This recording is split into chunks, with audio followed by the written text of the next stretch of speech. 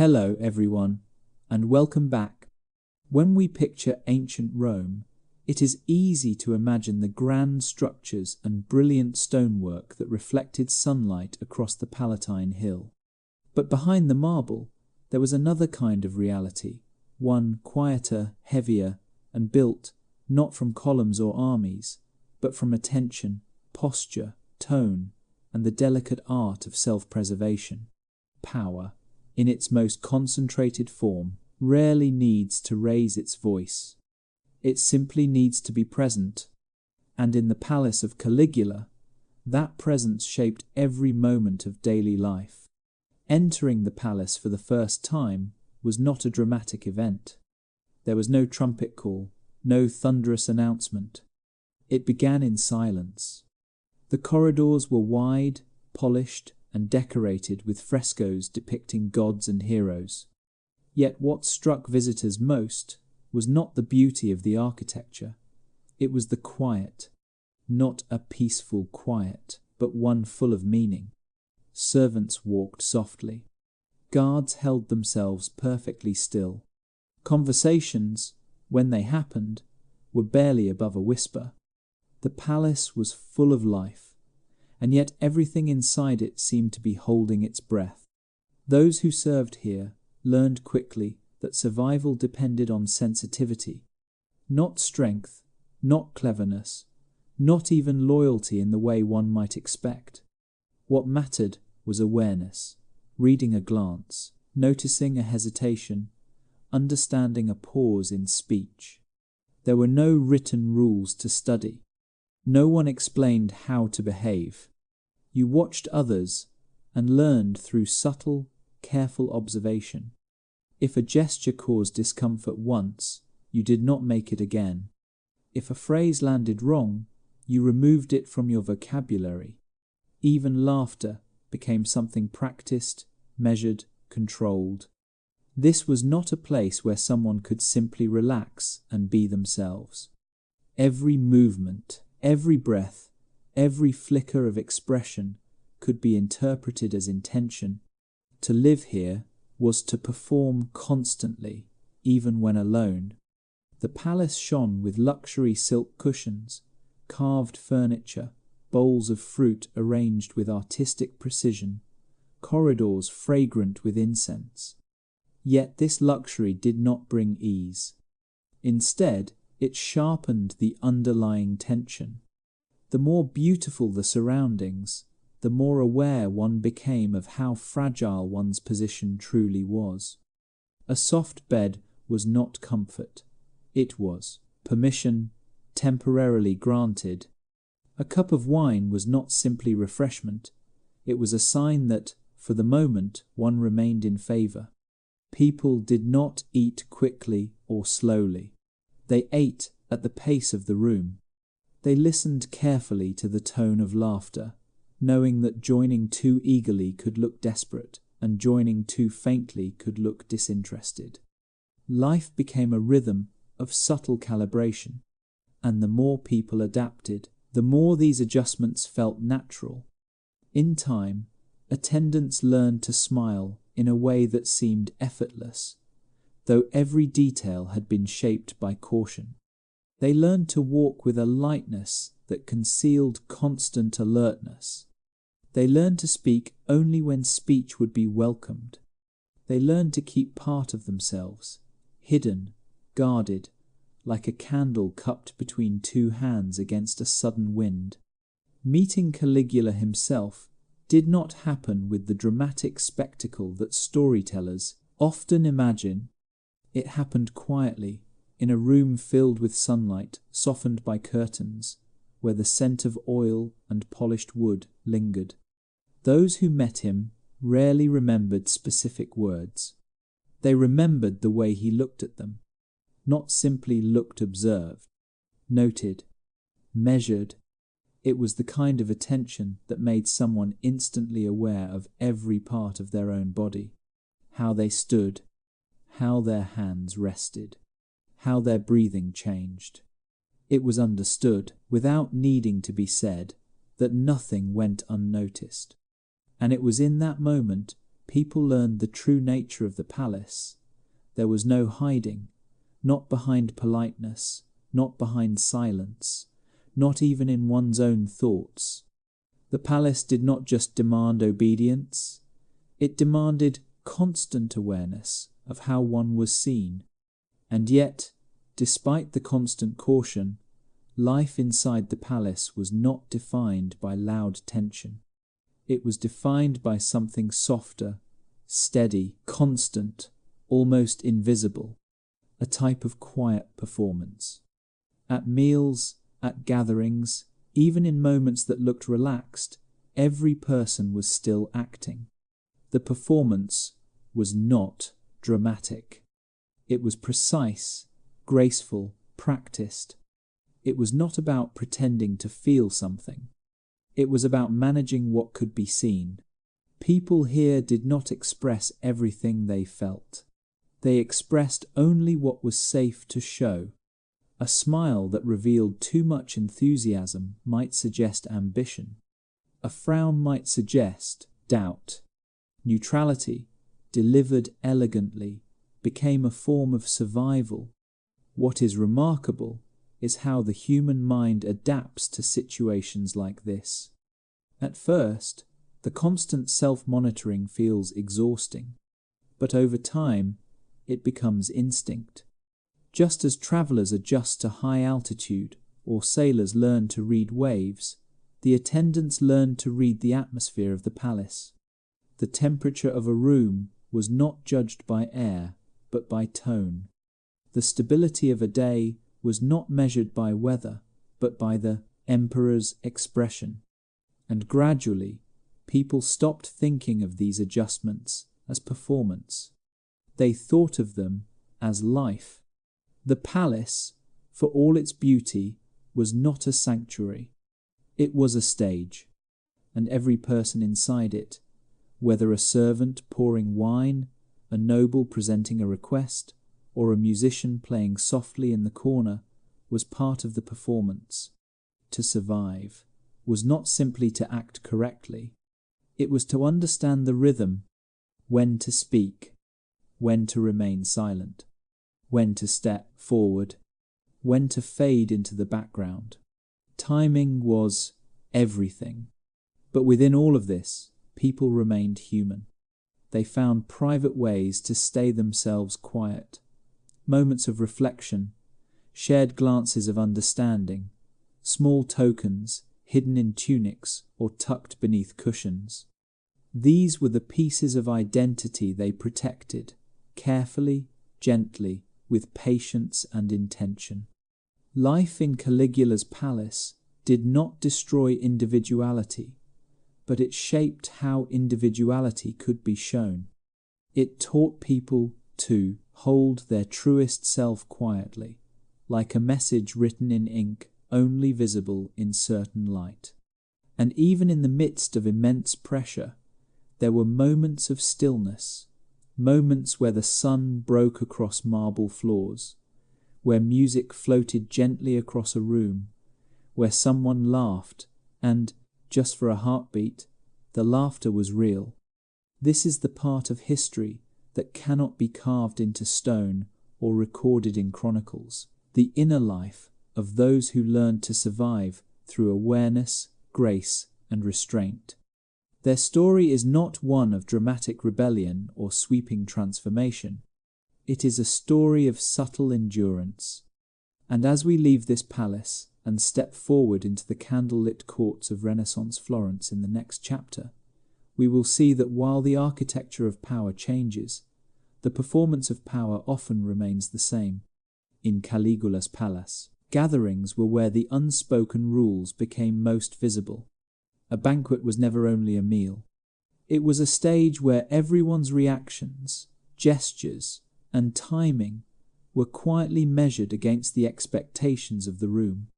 On the surface, these feasts appeared grand tables, arranged with silver platters, fruits polished until they shone like lacquer, wine that caught the candlelight in deep red flashes, and music played softly by trained performers who knew better than to draw attention to themselves.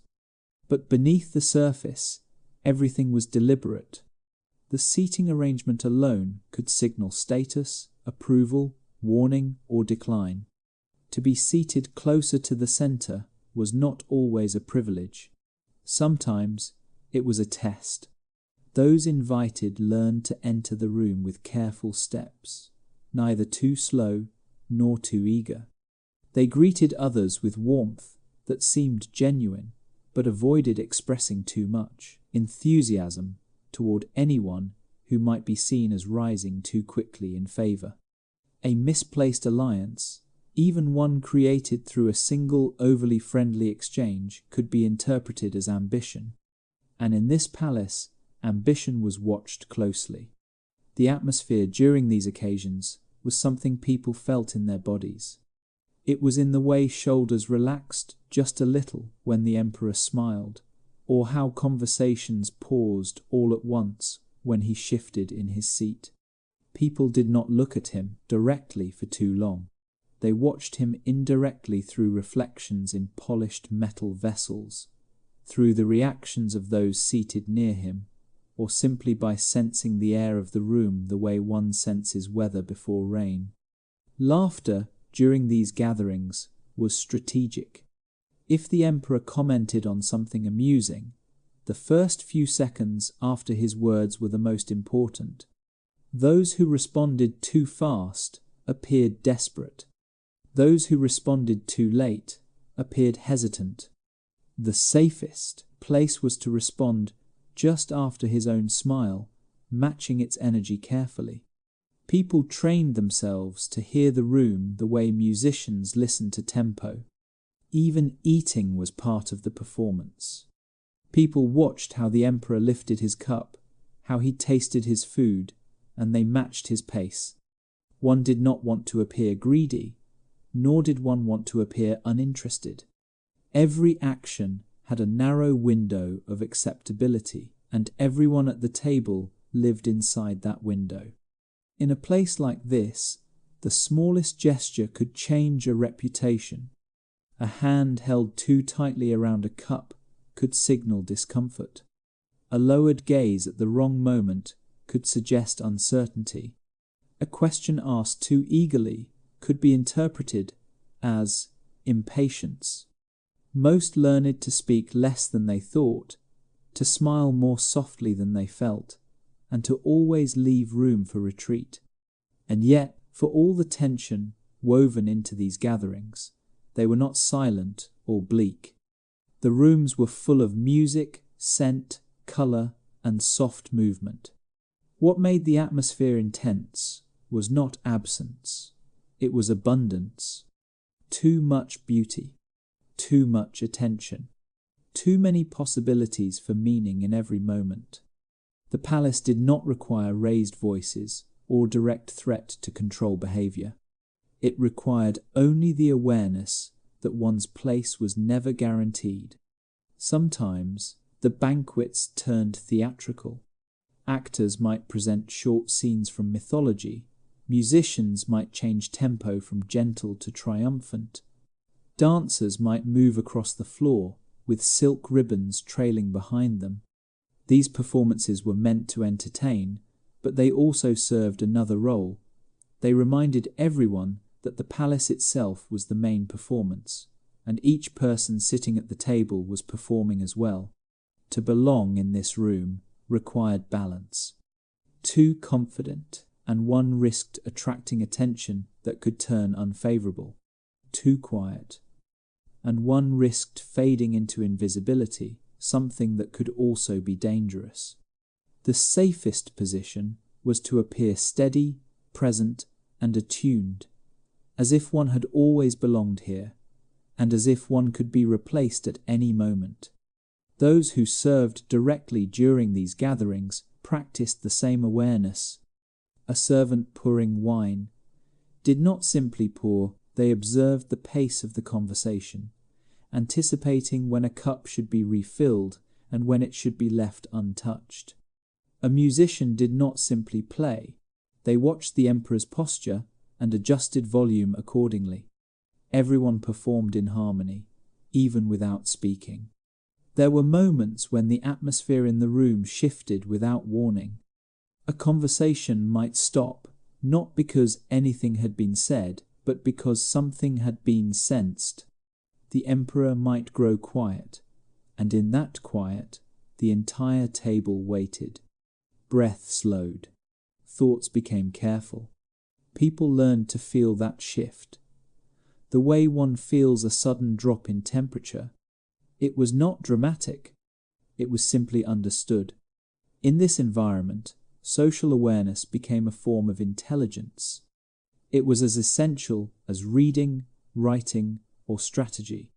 The palace did not reward boldness. It rewarded sensitivity.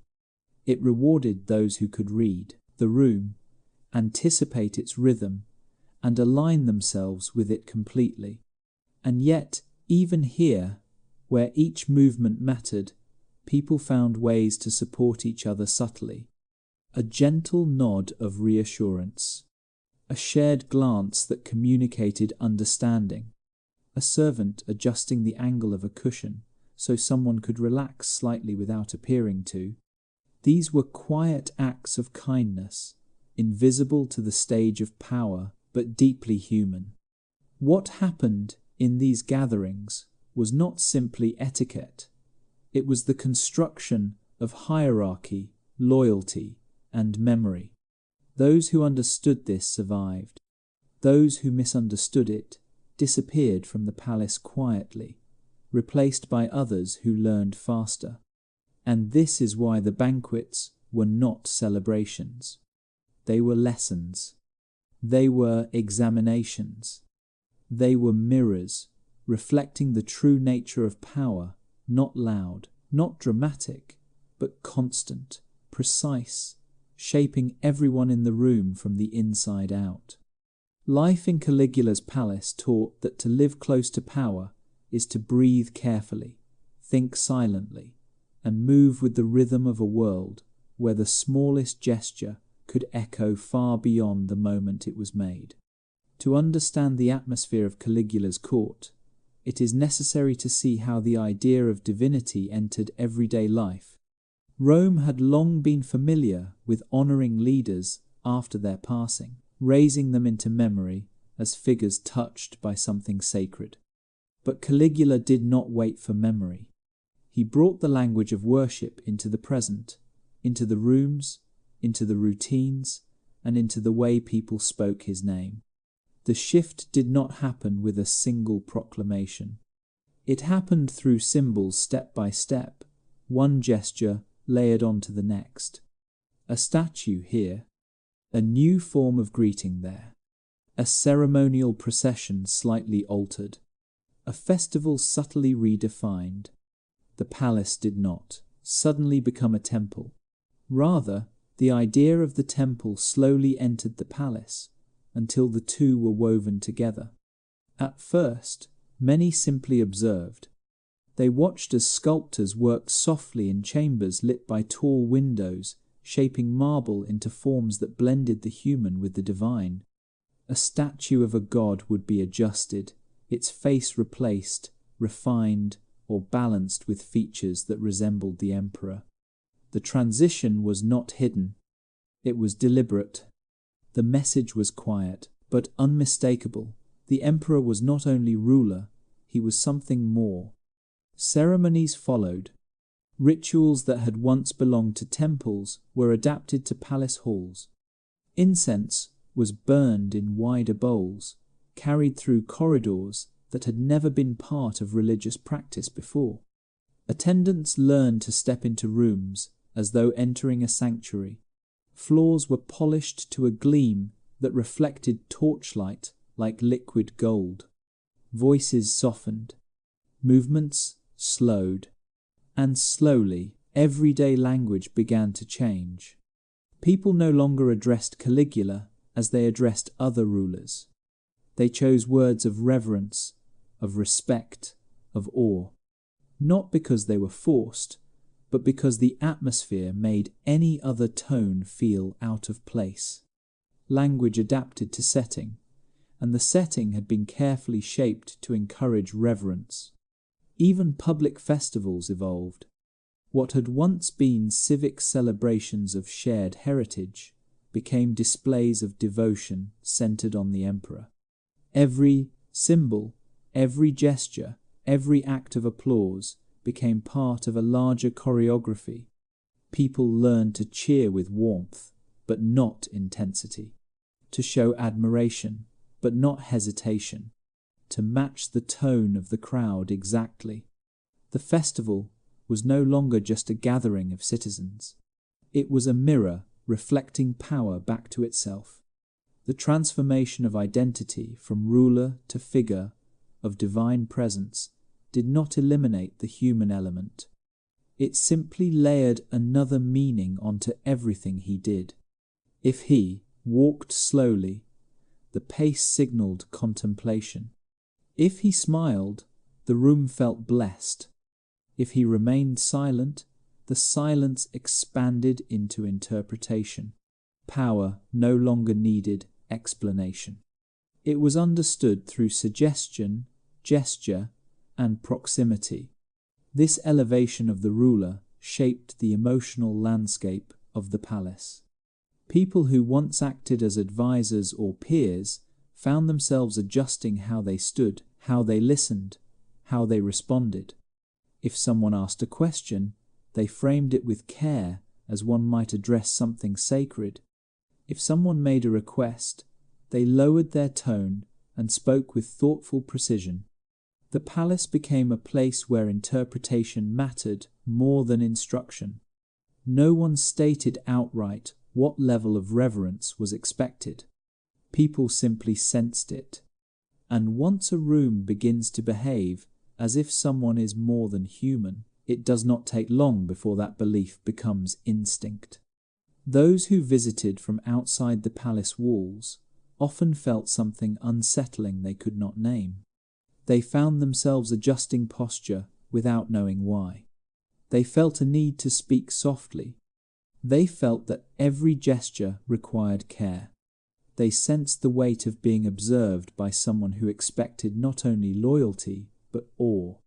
And yet, this new form of presence did not erase the ordinary human rhythms of the court. Servants still carried platters. Couriers still delivered messages. Musicians still played softly in alcoves. But all of this unfolded under a new kind of atmosphere, one where the everyday had been touched by something ceremonial. The palace became a place where routine and reverence intertwined. There were people who found this environment strangely comforting. It gave order, clarity, structure. Every gesture had meaning.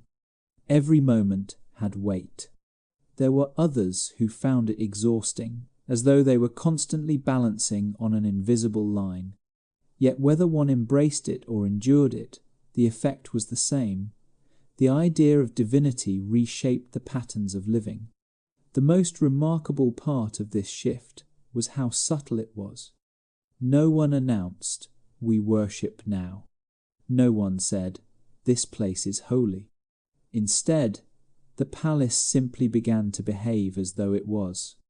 And when a place behaves a certain way long enough, people accept that behavior as natural. This is how power can transform without force. Not through commands, but through atmosphere. Not through punishment, but through expectation. The palace became a space where reverence was simply the air people breathed. And in this air, identity changed.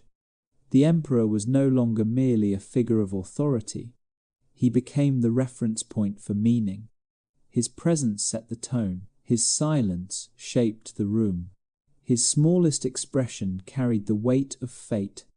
This understanding did not need to be spoken. It lived in the way people walked, the way they listened, and the way they found themselves standing just a little straighter whenever he entered a room. The transformation did not erase humanity. It simply hid it behind ceremony. And the longer the ceremony continued, the more difficult it became to remember what life had felt like before it began. Life in the palace, moved with a rhythm that was always shifting, as unpredictable as weather rolling in across open water. There were days when the atmosphere felt almost light, when conversations moved easily and laughter touched the edges of the room. And there were others when the air seemed heavy, though nothing visible had changed. People learned to feel these changes before they could name them, like animals sensing a storm long before the first cloud appears. The unpredictability did not come from sudden outbursts or events that drew attention. It came from silence, from small pauses, from the moment just after the emperor entered a room, and before he spoke, that space held everything. People became experts in holding their breath at the correct depth, in maintaining a posture that looked relaxed but ready, in smiling just enough to seem present but not enough to seem bold. A person standing in the wrong place at the wrong moment did not necessarily face consequences right away. Sometimes nothing happened. Sometimes the consequences came quietly days later, unannounced, invisible from the outside. This delay was part of what created the tension. There was no clear connection between action and result, and without that connection, the mind begins to monitor itself constantly. A single hesitation could become meaningful. If someone took a heartbeat too long to respond when their name was called, the room noticed. If their voice wavered even slightly during a greeting, the memory of that moment hung in the air, recorded not by scribes or stones, but by the collective awareness of everyone watching.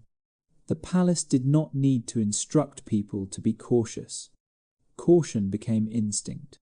Servants, attendants, advisors, they all developed heightened senses, not of danger in the physical sense, but of subtle emotional signals. They learned to recognize the difference between a quiet moment that meant reflection and a quiet moment that meant unease. They learned that a compliment could be a test. They learned that being overlooked could sometimes be safer than being seen. What made this environment so powerful was that it did not require loud displays. Fear, when spoken openly, has edges. It can be resisted.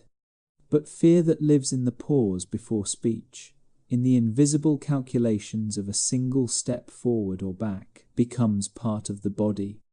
It shapes posture. It shapes breathing. It shapes thought. And, over time, people began to internalize the unpredictability. They stopped asking themselves what they felt. They asked what was safe to feel.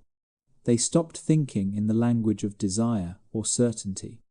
They began to think in the language of balance, adjustment, and fine-tuned perception. Yet, even within this atmosphere, there were small acts of resilience. A servant might help another with a task without appearing to. A quiet word of reassurance might pass between two attendants working side by side. These were not acts of rebellion. They were acts of humanity. The palace could shape behavior, but it could not fully erase what people carried inside. The unpredictability affected everyone differently. Some became exceptionally skilled at reading the room, moving with grace that looked effortless. Others withdrew, staying silent whenever possible, hoping that becoming nearly invisible would protect them. And a few, inevitably, tried to remain unchanged, believing they could simply be themselves inside a place where self-expression had become a calculation. Those were often the ones who eventually disappeared from the palace, quietly and without explanation. The unpredictability did not need to be proven. It was felt. It lived in the moment, before replies, in the careful timing of laughter, in the way eyes shifted from face to face. It created an environment where the smallest gesture held weight, and where the absence of a gesture also held weight. What people discovered was that fear does not always shout. Sometimes it whispers. Sometimes it is polite. Sometimes it is beautiful on the surface, wrapped in silk and illuminated by warm light from oil lamps. And that kind of fear lasts longer. It settles into memory.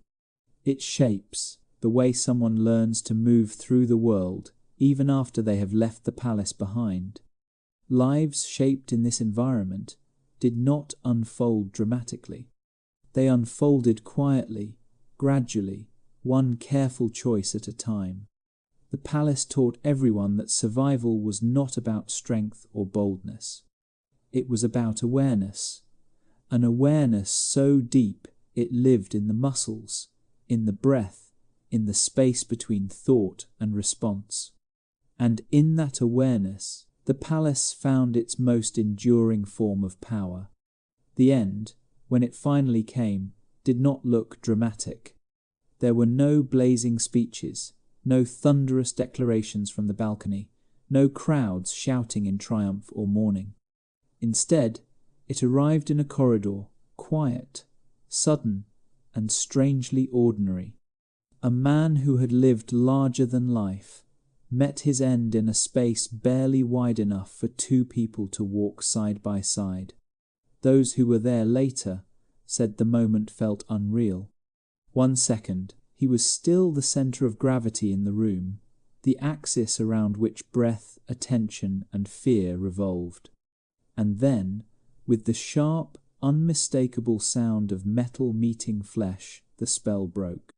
There were shouts, the shuffle of sandals on stone, a flash of red. The emperor who had once declared himself a god stumbled like any other man whose body has been betrayed by the world. The corridor echoed not with power, but with the thud of a falling body. The silence after was enormous. People did not rush forward. No one proclaimed victory. No one lifted their voice to weep. The moment held a stillness that felt unreal, as though even time needed to pause and reconsider what came next. You would think that such a death would release the palace, that the walls themselves would exhale. But the silence that followed did not feel like freedom. It felt like caution, doubled. The question rose immediately, without speaking aloud. What now? Because when power collapses, it does not disappear. It shifts. It reforms. And no one knew where it would land next. Servants moved with even more care than before. Advisors whispered behind doors, their voices tight with urgency. The guards, once instruments of fear, now feared one another. Everyone searched for signs. Was a successor already chosen? Would the old alliances stand? Would new rules be harsher or softer? Would those who had been close to him now be blamed or rewarded? The palace had been shaped by one man's volatility, but the system that supported him had been built long before he arrived. The structure of watching, waiting, reading breaths and silences that remained. Even in the absence of a ruler, the rhythm of caution endured. People had learned too well how to survive. Some tried to slip away quietly, gathering what little they owned. Some stayed, waiting to see whether staying would keep them safe. And some, those who had endured the deepest fear, simply stood still, because stillness had become their language of survival. The marble floors were scrubbed clean. The torches burned as they always had. The same songs floated through the hallways at dinner. From a distance, nothing had changed. But something inside, everyone had. The emperor was gone. Yet the imprint of his presence lingered in movement, posture, breath. Power leaves a shape, even when the one who held it has fallen. The silence did not mean peace. It meant the world was deciding what to become next, and everyone inside the palace understood. Survival was still not guaranteed. To understand the Medici, you have to understand a different kind of power, one that does not rely on fear or unpredictability, but on something softer, slower, and in many ways more enduring. If the palace of Caligula represented power as a sudden storm, the Medici represented it as a current beneath the surface of calm water. Their influence did not shout. It whispered. It moved quietly through conversation, art, affection, and strategically placed generosity. While other rulers built armies, the Medici built relationships. And because relationships last longer than force, their legacy lingers even now, centuries after their dynasty faded into history. Florence, the city they ruled, was not a place built on conquest. It was a place built on ideas, on art, poetry, philosophy, and debate. Thinkers gathered in courtyards to discuss how beauty should be shaped. Sculptors chipped away marble until a human face seemed to breathe. Poets filled the air with languages that sounded like music. In a city like this, brute authority was suspicious, almost rude. Power had to be elegant. It had to appear effortless. And the Medici understood this instinctively. At the heart of their strategy was a simple truth. People do not act only for logic.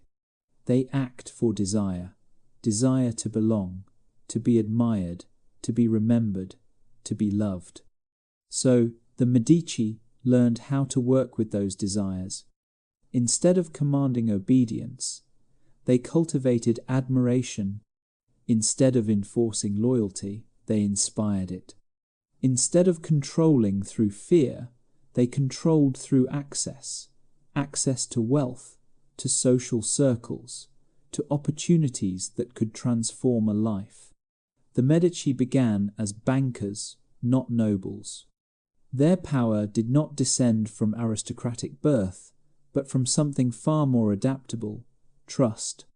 They lent money to popes, princes, and merchants, not just in exchange for repayment, but in exchange for connection. When someone owed you a debt in Florence, they did not only owe you money, they owed you attention, and attention, in a world built on reputation, was priceless. But banking alone cannot turn a family into a dynasty. What transformed the Medici into the center of Florence was their understanding of culture and emotion. They sponsored artists not as decoration, but as political investment. Every painting, every sculpture, every fresco that bore their influence told a story about who they were. And stories are how societies remember.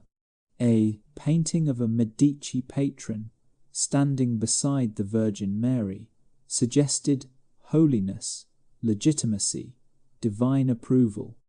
A portrait of a Medici daughter draped in silk and jewels told the city she was desirable, worthy of marriage alliances. A commissioned poem could transform a family scandal into a story of romantic tragedy or noble sacrifice. Image mattered, and the Medici cultivated image with the precision of gardeners tending roses. Just as important as art were relationships. The Medici understood that marriages were not romantic ceremonies, they were bridges. A marriage could connect families, unite factions, smooth rivalries, or secure alliances that no amount of money could buy. And so they arranged marriages the way others arranged treaties.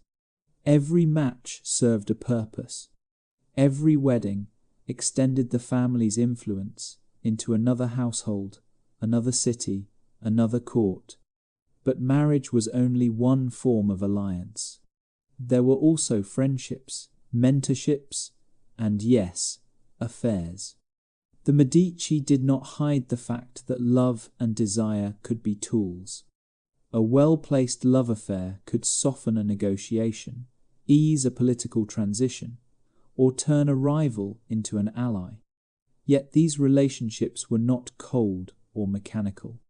They carried genuine emotion, genuine tenderness, genuine longing. The power of the Medici did not come from pretending to be above human feeling. It came from understanding how deeply human feeling shapes the world. Consider the salons of Florence gatherings where poets, philosophers, courtesans, diplomats, painters, and noblewomen shared wine and conversation. Here, ideas took shape not in official proclamations, but in laughter, stories, glances, and shared confidences. A whisper spoken in the right ear could shift the direction of a city's politics. A compliment from the right person could change a reputation overnight. In this world, influence travelled through social warmth, not confrontation. The Medici did not force Florence to love them. Florence loved them because they reflected the city's own self-image: beautiful, intelligent, passionate, ambitious. They funded Michelangelo when he was still a young apprentice. They supported Botticelli as he shaped the visions that would define the Renaissance. They nurtured Da Vinci. They ensured that Florence would be remembered not through records of battles or decrees, but through masterpieces that captured humanity in its most radiant form. This was the genius of the Medici. They understood that power rooted in culture is deeper than power rooted in force. Force controls the body. Culture controls memory, and memory lasts longer. But their power was not only outward, it was inward as well. Within the family, decisions were made with both affection and strategy. A daughter might be raised not for beauty, but for diplomacy. A son might be guided toward the fans, church, so he could someday influence Rome. A cousin might be supported quietly, so that if luck aligned, the family could benefit. Nothing was wasted. Nothing was accidental. Yet this world of subtle influence was not without cost. The Medici were always being observed. Loyalty could shift. Admiration could fade. Whispered support could become whispered opposition. Power that rests on relationships must be maintained constantly, gently, skillfully. There were times when the family faced backlash, when moral reformers condemned their luxury, when rival families plotted to overthrow them, when public opinion wavered. Yet even then, the Medici instinct was not to impose order through force, but to reshape the narrative. They reminded Florence of their contributions, the schools they built, the hospitals they funded, the festivals they sponsored. They reminded the city that their wealth supported not only themselves, the fabric of daily life.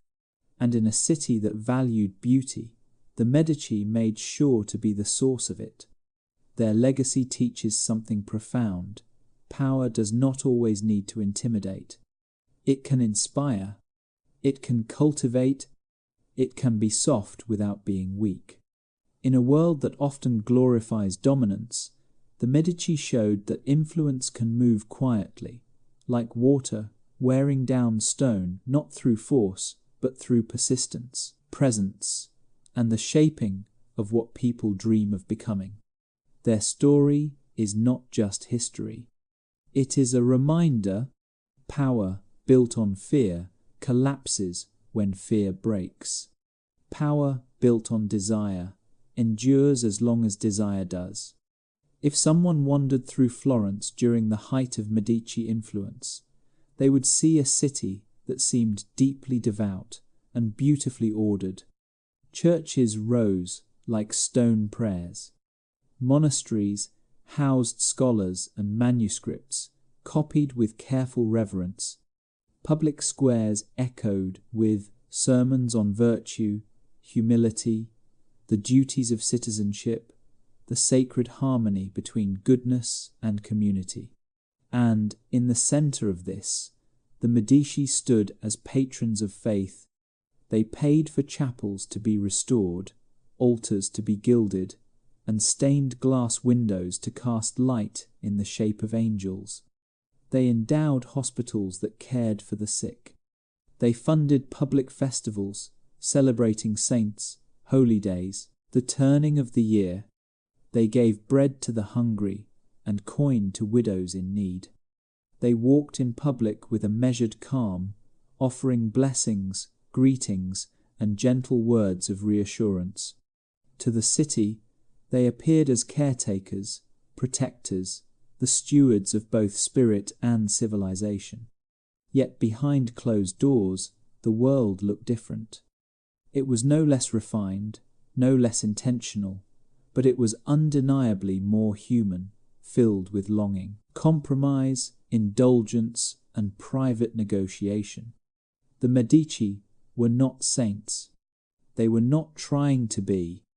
They understood that goodness in public earned trust, while pleasure in private did not erase that trust. It merely existed parallel to it. Florence itself was built on this duality.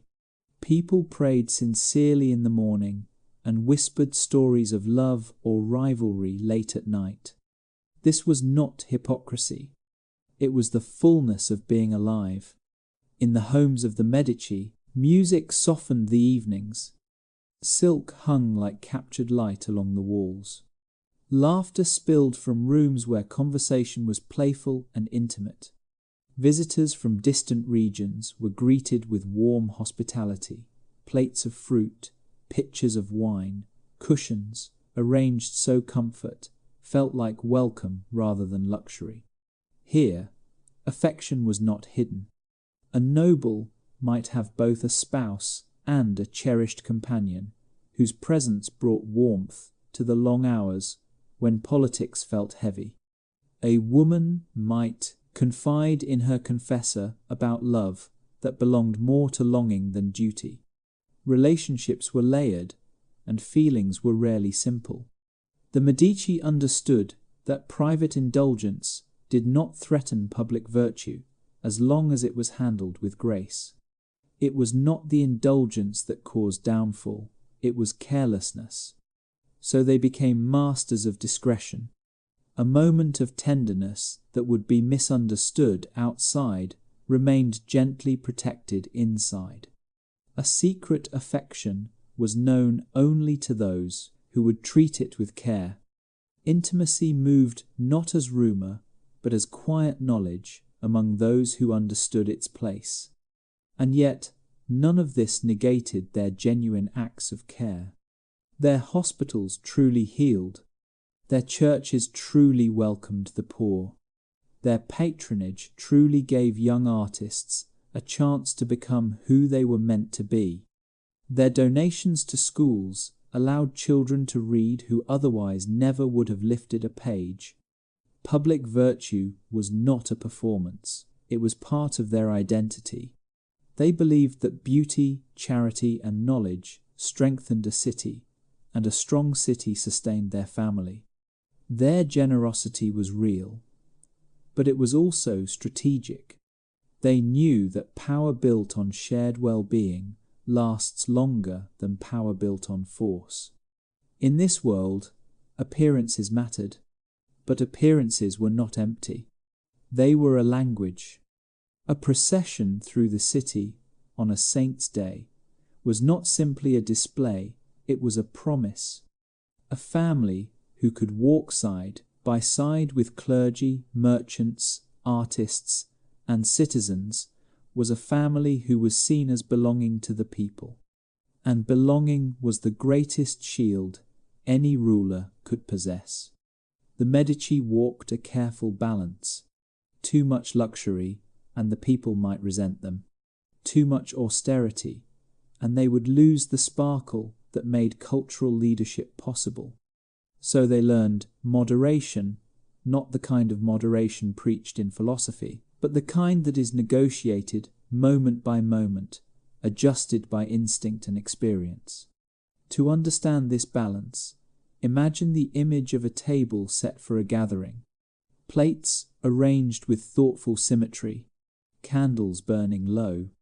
The conversation moves from art to music, to small memories of childhood or the changing of seasons. Someone mentions a new poem written in honor of the Virgin Mary. Someone else tells a light-hearted story meant to draw laughter. This is how influence moved in softness, in warmth, in the feeling that one belonged to a moment where beauty and connection felt natural.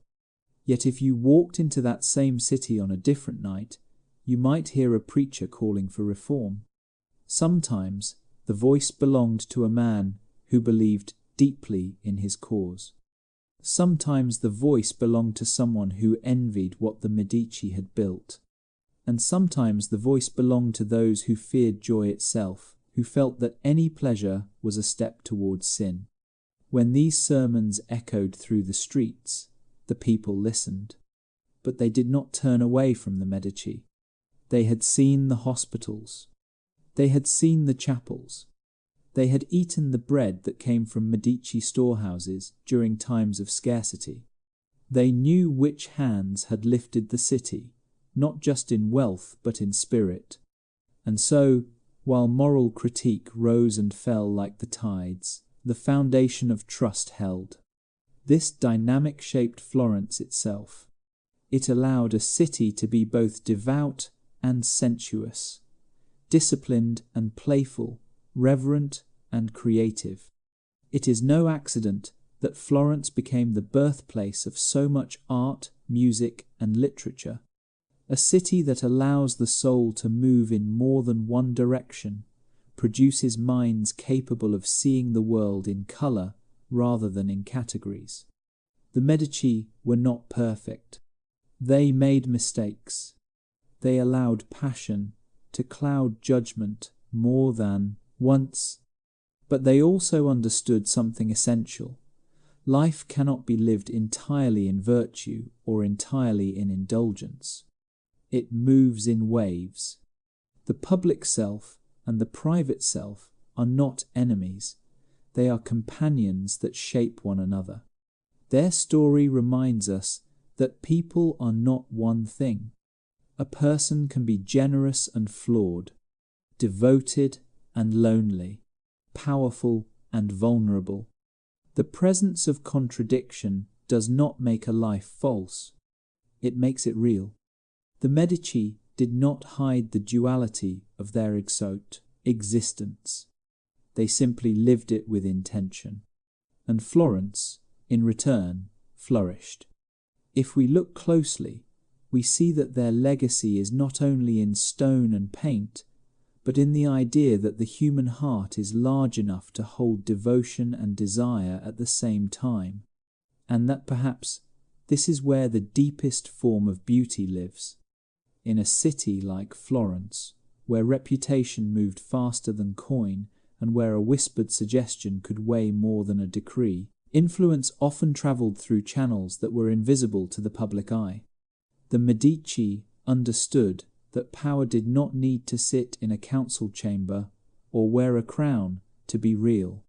Power could sit beside a fireplace, could speak quietly during a late evening meal, could unfold in the soft stillness after music had faded from a salon.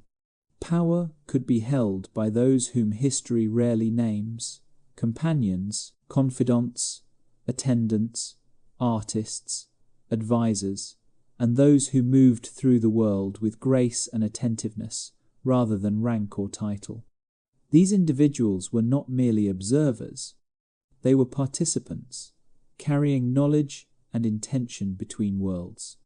They listened carefully. They remembered details others forgot. They noticed when someone's voice tightened during conversation, or when a visiting diplomat lingered too long over a particular gesture. Influence is built not from grand statements, but from small recognitions, and the Medici filled their houses with people who understood these subtleties. Many of the companions and social figures around the family were chosen not only for beauty or charisma, but for intelligence. They understood how to guide conversation without making it appear guided.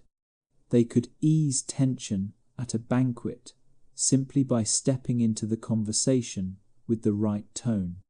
They could shift the mood of a room from competitive to collaborative without anyone realizing how it had changed.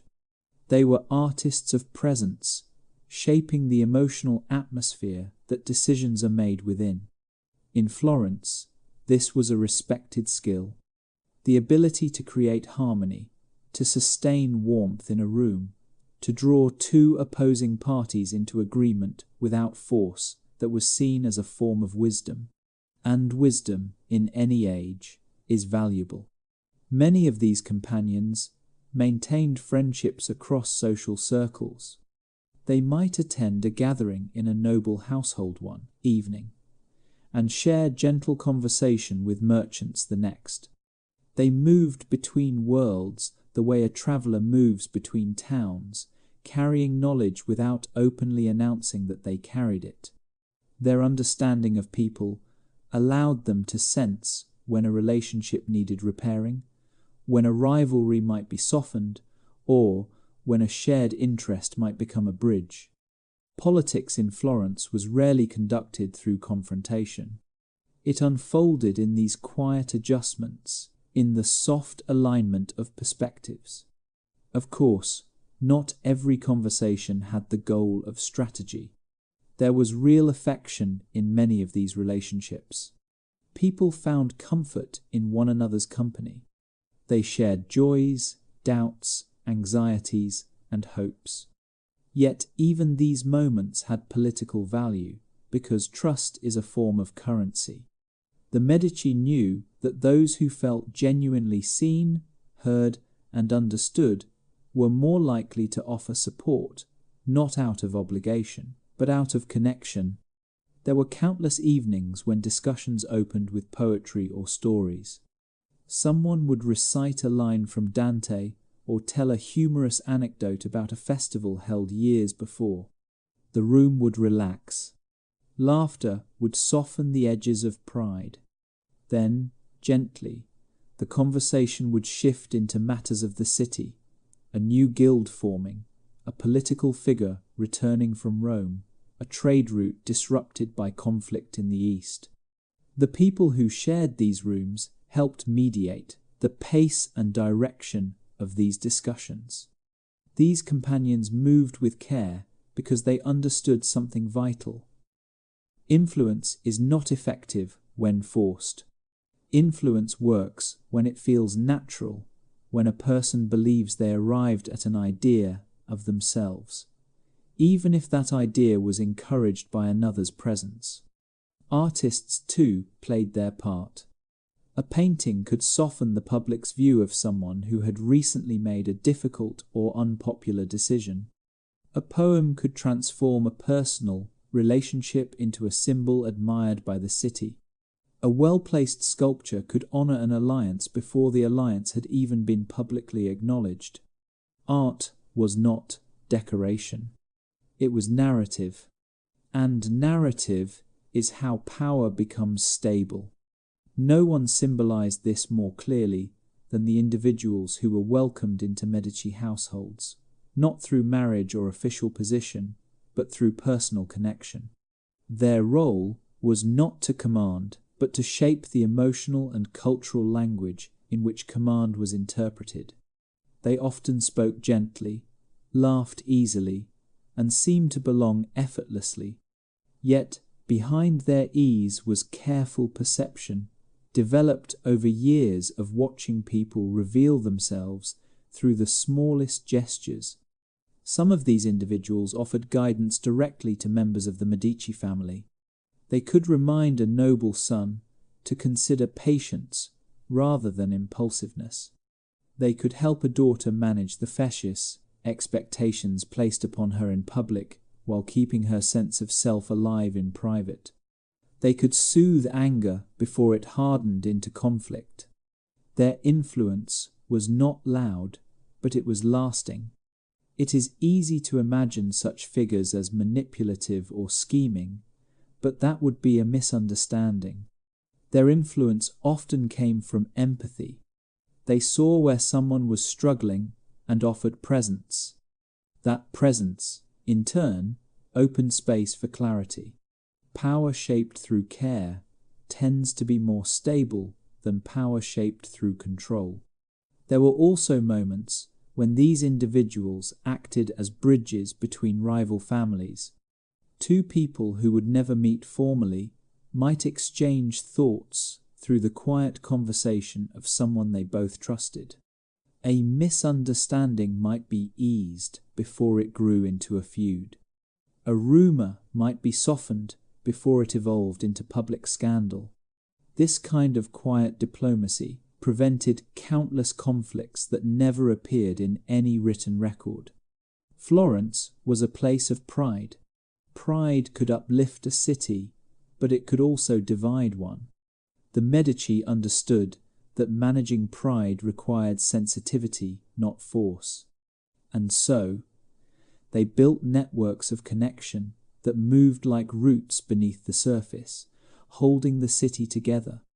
If you stood in one of their salons on a warm evening when lantern light flickered against frescoed walls and music drifted in the air, you would see the shape of this power clearly.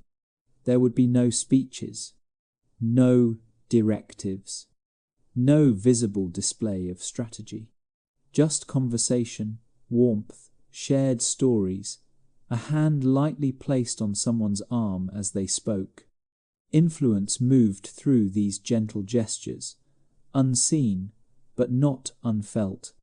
This is why the Medici endured. Their power was not held in one person. It was distributed through relationships that were alive, responsive, and deeply human. They did not rule through the fear of losing safety. They ruled through the deeper fear of losing belonging. In the end, influence that moves through affection is stronger than influence that moves through command, because where force ends, affection continues. Where orders expire, memory remains. And the Medici understood how to live in memory. For the Medici, reputation was not something that simply existed. It was something tended, shaped, revised, and guided with the same patience that a sculptor uses when working marble. They knew that people do not remember events. They remember stories. They do not remember facts. They remember images, impressions, emotions. And so the Medici made reputation their most enduring instrument of power, not through lies, but through framing, not through force, but through narrative. They understood that power does not live in the throne room. It lives in the minds of those who speak your name. Florence was a city where everyone watched one another. Streets were narrow, and voices travelled easily across stone courtyards. People gathered in public squares to talk about everything: trade, family, politics, poetry, and, always, reputation.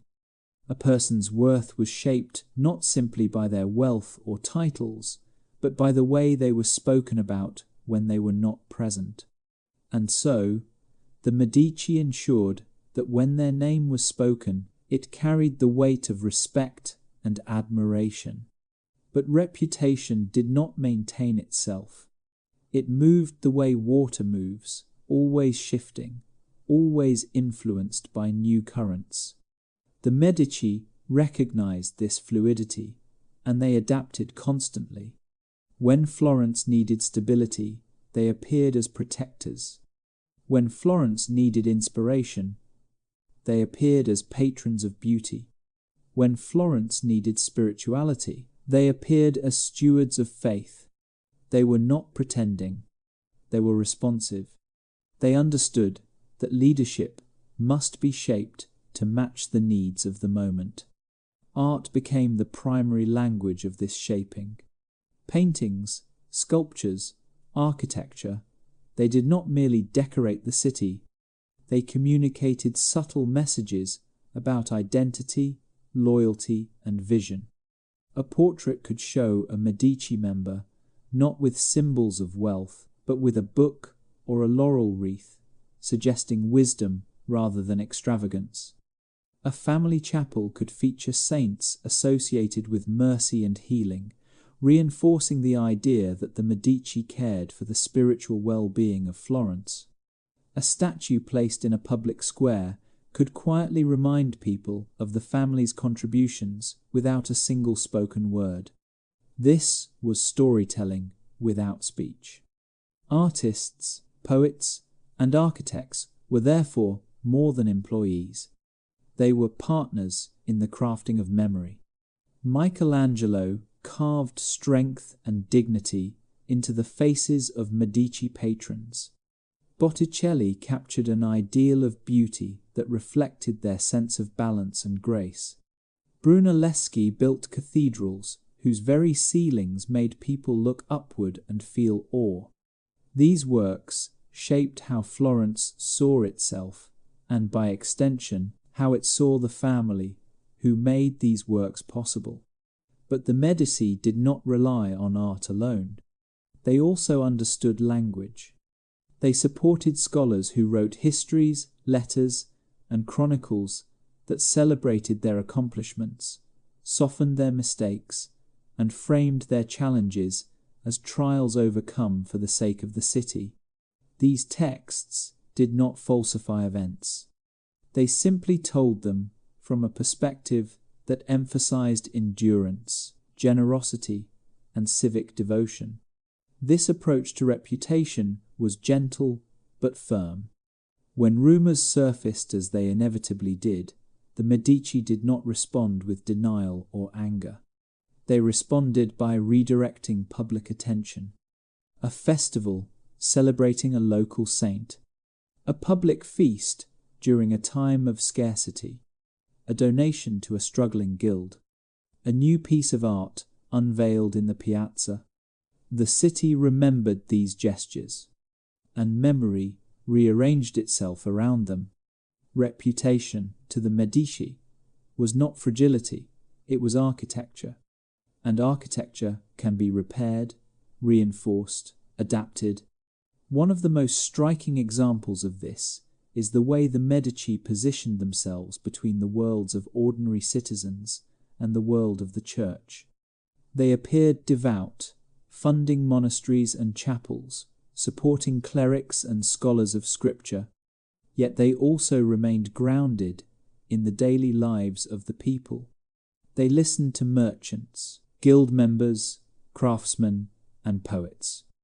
They dressed not with excessive extravagance, but with elegance that felt aspirational rather than distant.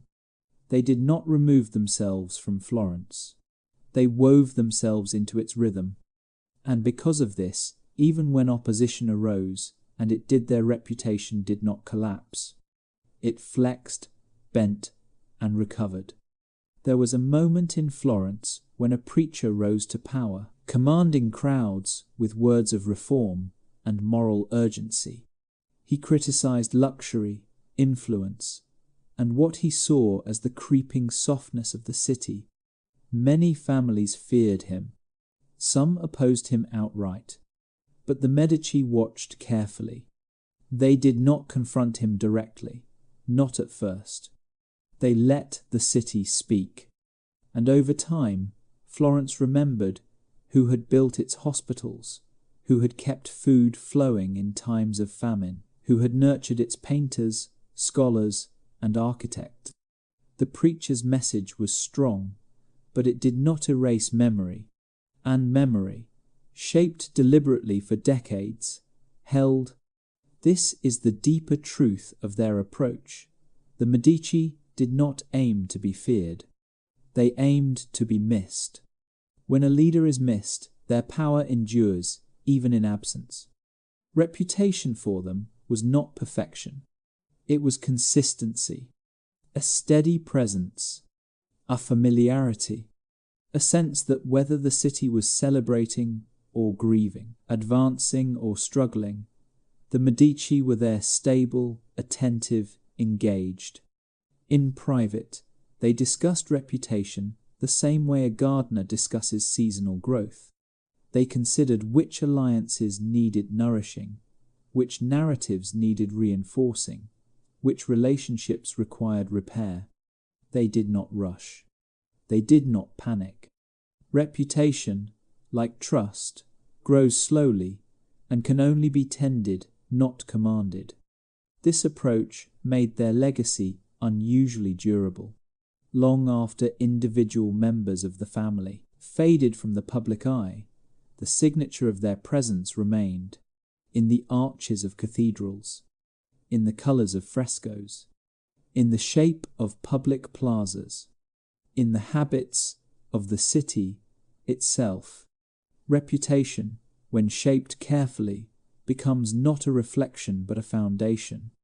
And the Medici understood that as long as people remembered how they felt under your influence continued, even when your voice was no longer the one speaking.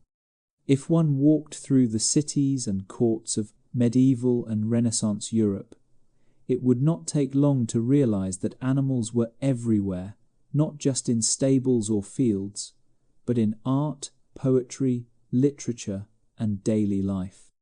They were not merely companions or tools.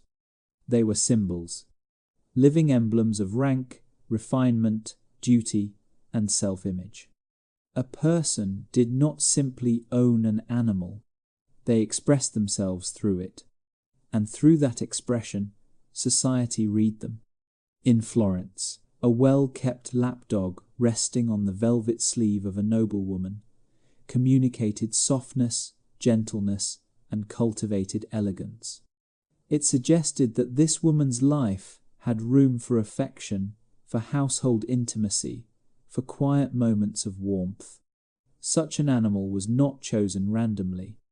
It was chosen because its size, temperament, and appearance suited the social world the owner inhabited. A dog, small enough to be carried, well-groomed, and calm in crowded spaces, told others that the household it lived in was ordered, stable, refined. Meanwhile, a falcon perched on the gloved wrist of a nobleman spoke a different language. It suggested discipline, training, patience, and a relationship built not on constant affection, but on earned trust. Falconry was not merely a hobby. It was a ritual of control and mutual recognition, an exchange between human and creature that reflected how the handler saw themselves. A person who could work with a falcon was seen as possessing steadiness, observation, and restraint. The falcon was not just a bird, it was an extension of character. Horses, of course, stood at the center of these symbolic relationships. A horse was not simply a mode of travel. It was a statement. The type of horse, its training, the way it carried itself, all reflected the status of the rider. A carefully bred warhorse was a display of strength and wealth. A graceful palfrey used for city riding reflected elegance and refined presence. A sturdy pack horse suggested trade, work, and practical labor. A horse's saddle, tack, and grooming all offered clues about identity. Even the pace at which someone rode carried meaning. Confidence could be seen in posture. Restraint could be read in the looseness of the reins. When a noble family rode through the city, they did not walk. They arrived mounted. Their horses were chosen intentionally, matching colors, matching stride, heads held high. This was choreography, a performance of unity. Citizens watching the procession understood without words, who held influence simply by observing the arrangement of the animals and riders. Yet animals were not only status markers, they were emotional mirrors. The quiet bond between animal and human offered something that political alliances often could not: honesty. An animal did not flatter. It did not calculate advantage. It responded to tone, gesture, scent, and presence. In a world full of negotiation and delicate performance, animals became the spaces where people allowed themselves to be more fully human. A nobleman, sitting in a courtyard, stroking the ears of a dog, revealed something of himself that public ceremony did not show. A child hugging a horse's neck revealed affection that did not belong to strategic marriage or political duty. Even in art, animals carried layered meaning. A lamb placed at the feet of a saint represented innocence and sacrifice. A peacock symbolized immortality. A lion, power. A dove, peace and purity. When the Medici commissioned paintings, animals often appeared not as background details, but as intentional symbols placed to guide interpretation. A portrait of a young woman with a small dog suggested loyalty and fidelity. A portrait of a man with a hawk suggested nobility and controlled strength. These symbols communicated without need for explanation. They allowed viewers to read character visually, directly, immediately. In private homes, animals moved freely. Cats slipped between chair legs and along warm windowsills, catching sunlight on their fur. They were companions, but also protectors of grain and food storage. Their independence made them respected, even admired, though always just slightly mysterious. They reminded people that some creatures live alongside humans while still belonging to their own world. But no animal shaped identity more profoundly than the horse bred for war. The destrier, powerful, trained from youth, responsive to subtle cues, was more than transportation. It was a partner in danger. Knights did not merely ride into battle. They entered a relationship of trust, where their survival depended not only on their own skill, but on the strength, courage, and training of their mount. The horse learned to move toward conflict rather than away from it. It learned to shift weight against armor, to turn on command, to remain steady under noise and chaos. The bond between knight and horse formed over years, and it was forged in shared momentum, two beings learning to act as one. This bond carried emotional weight. A knight who lost his horse was not simply losing an asset, he was losing a companion. Chronicles and poems speak of knights weeping over injured mounts, speaking to them softly in the final moments of battle. These were not gestures of theatrical sentimentality. They were genuine expressions of connection. The Black Prince, remembered in English history for his leadership and courage, rode a warhorse so well trained and deeply bonded to him that soldiers often described seeing the two as a single presence on the battlefield. The way the horse moved, the way the prince sat in the saddle, the synchronized shifts of weight and momentum, these became symbols not only of military strength, but of chivalric idealism. People told stories about this unity long after specific battles were forgotten.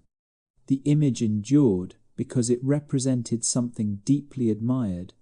Loyalty lived not in words, but in embodied trust. Animals also shaped how people learned to read one another. A person who treated animals with gentleness was assumed to possess kindness of spirit. A person who treated animals carelessly revealed something of their character as well. Households could be evaluated by the condition of the animals living within them, whether they were fed well, groomed, and allowed space to move, or whether they were kept only for display. Carelessness reflected inward imbalance. Attention reflected internal harmony. Even in politics, animals carried meaning. A gift of a trained hunting dog could serve as a diplomatic gesture, intimate, respectful, and rooted in shared experience. A gift of a prized horse could seal an alliance, suggesting trust in the recipient's strength and honor. Animals could travel across borders where armies could not. They served as graceful messengers of relationship rather than enforcers of power. To understand how animals shaped social identity in Florence and beyond is to understand how people saw themselves. They believed that character was revealed not only in speech, religion, or profession, but in the quiet ways one lived alongside another living being. Animals allowed people to express aspects of themselves that might otherwise remain hidden. They softened public life. They grounded ambition. They provided companionship in the spaces between ceremony and responsibility. In this way, animals were not ornaments of status. They were the language through which people expressed tenderness, loyalty, pride, discipline, and identity. And while cities, dynasties, and political alliances have risen and fallen, this bond between human and animal has remained constant, because civilization changes, history shifts, power moves. But the quiet image of a person resting a hand against the warm neck of a creature that trusts them, that is a moment that has not changed in hundreds of years. It still speaks. It still means something. It still reminds us that, however grand the world becomes, we remain human in the presence of another living heart. To understand medieval life, one must understand the horse not simply as an animal, but as a presence woven into culture, memory, and identity. The warhorse, trained from birth to move in perfect rhythm with its rider, was not just a symbol of power. It was a partner. The relationship between knight and horse shaped the way battles unfolded, the way nobles presented themselves in ceremony, and even the way stories were later told. In paintings and tapestries, we often see a warrior in shining armor, but look closely. The horse beneath him carries equal dignity.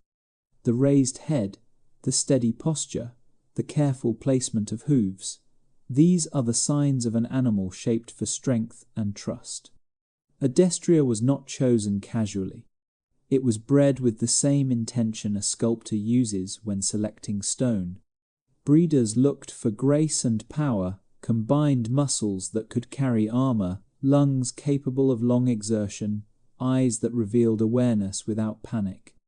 A horse, trained for war, learned to stay calm in noise. It learned to recognize the rider's movements without needing reins or commands. It learned to move forward even when the world around it was filled with confusion. And just as importantly, it learned the quiet, ordinary rhythms of life with the person who rode it. The relationship formed slowly. A young horse was not thrown onto the battlefield. It spent years learning how to listen to human touch, how to respond to pressure in the knees or shift in posture. A knight, in training from childhood, learned not just how to ride, but how to feel the horse's breathing, balance, and mood. Over time, horse and rider developed a shared language, one without words. A slight tightening of the hand might mean turn. A shift of weight might mean advance. A deeper lean might mean retreat. To someone watching from a distance, it appeared as if the horse simply knew. But the knowledge was built quietly, repeatedly, patiently. This connection created a bond that did not require display. Knights did not speak about their horses in poems of romance, yet their loyalty was known. A knight could replace armor. He could replace a sword. But losing a horse felt like losing part of oneself. Chronicles describe men who returned from conflict not boasting of victories, but mourning the horse they had ridden beside for years. Grief was not seen as weakness. It was recognized as the cost of partnership. The destrier was more than a companion in battle. It was a reflection of social identity. When nobles rode through a town, they did not walk among the people. They arrived mounted. The horse carried the weight of presence. It signaled that the person upon its back was not only strong, but also disciplined, trained, and connected to a lineage of tradition. The way someone sat in the saddle could communicate confidence, humility, or command. People read posture the way we today read facial expression. The horse was not decoration. It was an extension of the body. Even in peaceful times, the destrier remained significant. Ceremonies, festivals, and processions always included horses. They appeared adorned not with excess, but with deliberate detail, polished harnesses, embroidered saddlecloths, or small symbols of lineage stitched into the leather. These touches were not about luxury. They were about storytelling. When a family presented itself to the public, the horse helped tell who they were measured, steady, shaped by discipline. In training grounds outside castle walls, knights practiced with their horses, not just in direct conflict drills, but in quiet exercises of alignment. They rode in circles, halted abruptly, backed up gracefully, turned in tight arcs. These movements were not merely technique. They were rehearsals of trust. For the horse to respond correctly, it had to believe the rider would not ask of it anything impossible. And for the rider to move confidently, they had to believe the horse would answer. This mutual reliance formed the heart of their connection. Even the sounds of horses shaped daily life.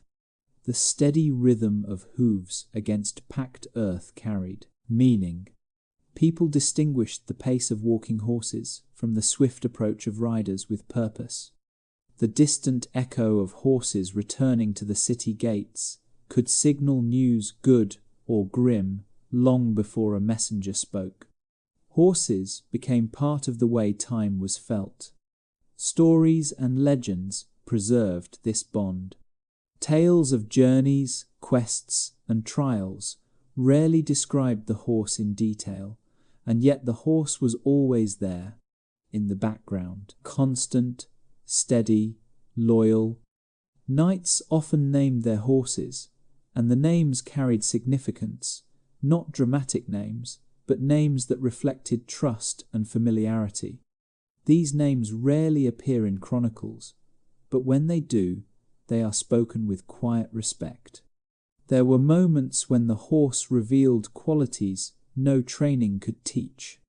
Courage that arose from the shared presence of rider and mount. Calmness in the face of uncertainty. The ability to step forward not because commanded, but because the bond demanded it. These moments, though rarely recorded, lingered in memory. When people spoke of a knight's greatness, they were also speaking of the horse that made that greatness possible. There is a painting in Florence depicting a young nobleman mounted on a destrier. The horse is calm, its gaze steady, its stance balanced. The rider sits with relaxed posture, confidence effortless rather than forced. The image is quiet, but powerful. It says, strength does not need to be displayed loudly. True power is known in the way two beings move together as one. The warhorse, then, was not only an instrument of conflict. It was a teacher. It taught patience. It taught restraint. It taught the importance of presence without excess. It taught that control is not dominance. It is harmony. Long after the age of knights passed, the image of the horse and rider remained one of the clearest symbols of leadership. Even today, when horses are no longer instruments of war, we still feel something when we see a person seated on a horse. something ancient, something that suggests unity, balance, quiet strength. The warhorse shaped not only battles, not only ceremony, but also the emotional understanding of what it meant to move through the world with purpose. And this understanding remains. The bond between human and horse continues, wherever patience, attention, and mutual respect guide the relationship. Because in the end, the horse did not serve power. It revealed the character of the one who held it. There is a story told across generations, not because of a grand speech or a triumph sung in public squares, but because of a shared image, a rider and his horse, moving as though they were a single being. The rider was known as the blackprince, a figure remembered not just for strategy or command, but for the way he carried himself, the way he sat in the saddle, the way the world seemed to quiet when he entered a field. The warhorse beneath him was not simply an animal, it was memory made flesh. The two together created an image so enduring that even centuries later, one can almost hear the steady rhythm of hooves and see the slow, deliberate lift of the horse's head as it stood beside him. To understand why this image endured, one must return to the idea of unity. The Black Prince grew from a world where identity was shaped not only by lineage but by demonstration. Words alone did not define character. Presence did, and presence was never solitary. The rider did not move alone. He moved with his horse, in a relationship refined through years of shared discipline. They learned to respond to one another with such intimacy that onlookers described it as instinct. But instinct was not the right word. It was practice, attention, listening, a conversation without speech. From his earliest years, the Black Prince learned that strength was not loud. It did not require a raised voice or a dramatic show. True strength revealed itself in steadiness, the kind reflected in posture, breath, and pace. His horse learned this alongside him. The training was not harsh. It was patient, a repeated rhythm of movement, correction, stillness, and trust. When the horse stepped forward, the rider's body mirrored the motion. When the rider leaned into a turn, the horse adjusted weight without hesitation. These are small gestures, when seen up close, nearly invisible. But when witnessed from afar, they form something unmistakable: unity. People watched them and felt that something was different. It was not power imposed on another being. It was partnership, a sense of two lives interdependent. And in a world filled with uncertainty, where landscapes shifted and alliances rose and fell like changing weather, that partnership became a symbol of constancy. The Black Prince understood that leadership was not a matter of command, but of alignment. Alignment between self and action, between intention and presence, between human and the living being one trusted most. Stories were told of how the horse waited for him before a ride, how it recognized his voice, even among many, how it responded to the slightest gesture without need for pressure or instruction. But what mattered more was how the Black Prince treated the horse, not as a possession, not as an instrument, as a companion. He cleaned its coat, tended to its hooves, watched its breathing after long rides. He memorized the subtle signs of discomfort or fatigue. He understood that trust must be earned, not requested. The people around him noticed. Knights trained at his shoulder. Young men watched his quiet interaction with the horse and understood something about character. They learned that dignity does not come from dominance. It comes from attention, care, the ability to be gentle with strength and thoughtful with authority.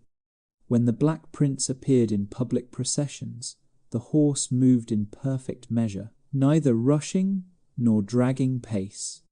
It seemed as though the ground itself adjusted to accommodate them. Crowds in silence understood that what they were witnessing was not spectacle. It was devotion, and devotion earned respect more deeply than command ever could. The horse also carried symbolic meaning. Its presence suggested that leadership was not just something inherited, it was formed, developed, cultivated. A rider who had not learned how to listen could not form such a partnership, and a partnership like this could not be faked. It was visible, it was lived. In quieter moments, when the fields were empty and the sun hung low in the sky, the Black Prince was said to ride without destination, letting the horse choose the path. These moments were not escape, they were grounding, a way to return to oneself, to remember identity beneath responsibility. A person who shares silence with another living being learns a kind of patience that cannot be taught by instruction alone. Stories of battles would later erase much nuance. They would speak in broad strokes, victory, defeat, movement, names. But those who saw the Black Prince remembered the details. The way he rested a hand on the horse's neck before stepping forward. The way he paused to breathe in unison with the creature that carried him. The way he stepped down gently, never pulling, never jerking, always acknowledging the life beside him. When time eventually moved forward and the Black Prince's presence faded into history, the stories remained, not because of spectacle, but because of what the image represented. The horse was not remembered for speed.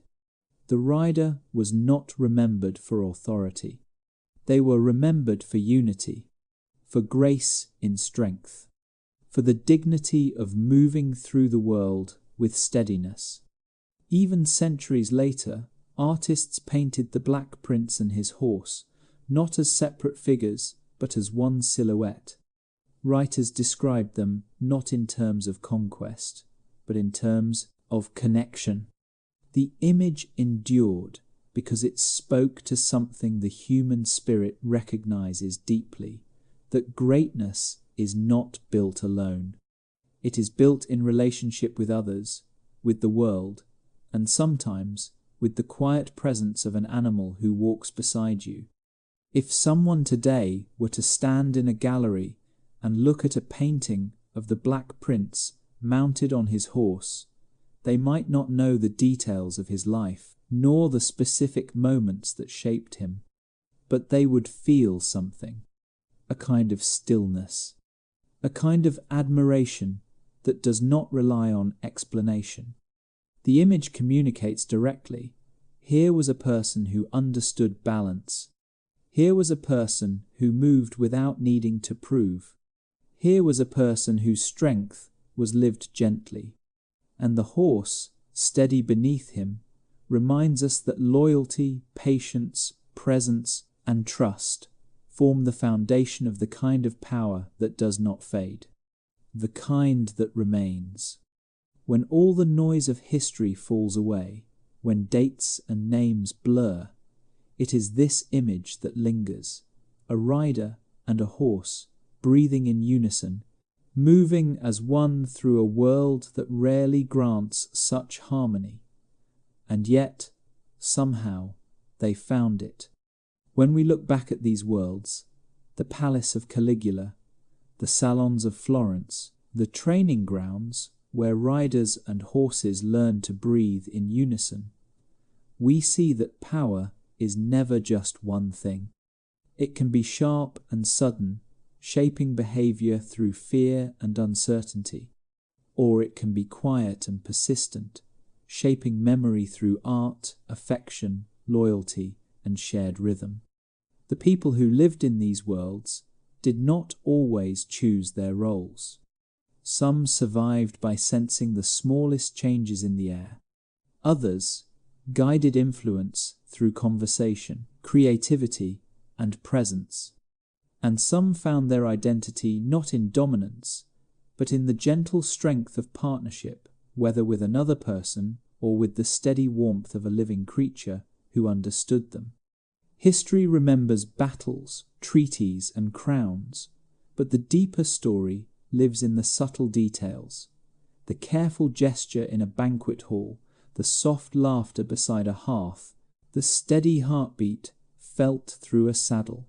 Power endures longest when it is lived, not forced, when it is shaped through connection rather than command, when it is carried not loudly, but with a quiet confidence that others can feel without needing it explained. These stories remind us that influence does not always announce itself. Sometimes it moves like light across stone. Sometimes it rests in the way two beings learn to move together. And sometimes it lingers simply because it was felt,